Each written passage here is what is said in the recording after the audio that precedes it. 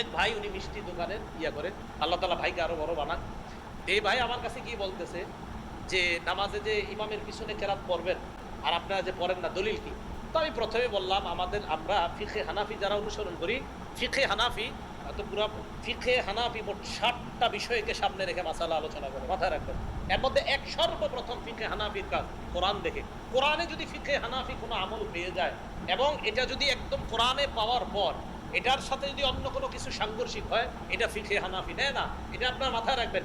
ফিকহে হানাফি যদি কেউ ভালোভাবে পড়ে তখন সে বুঝতে পারবে মাসালার ক্ষেত্রে ফিকহে হানাফি কতটা কঠোরতা অবলম্বন করে, যা অন্য কোনো ক্ষেত্রে আপনি পাবেন না। এতটা কঠোরতা অবলম্বন করে ফিকহে হানাফি, এটা সত্যি কথা। আপনি পড়েন, যারা ফিকহে হানাফি ফলো করেন না এদেরকেও পড়ান কিছুদিন, তখন সে বুঝতে পারবে যে ফিকহে হানাফি কতটা কঠোরতা, মাসালার ক্ষেত্রে তারা কতটা কঠোর অবস্থানে থাকে সবসময়। এক নাম্বার কোরআন, কোরআনে থাকলে বাস। তা আল্লাহ সূরা আরাফে